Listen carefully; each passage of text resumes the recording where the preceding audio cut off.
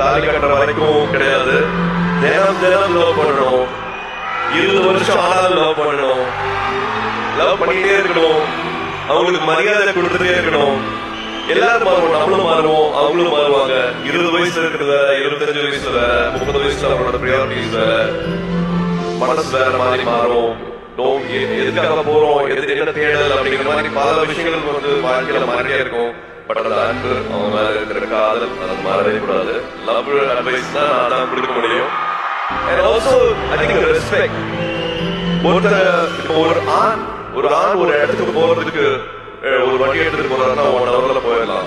ஆனா அதே பெண் அதே இடத்துக்கு போனோம் அப்படின்னா அது 10 மணி நேரம் கூட ஆகும்.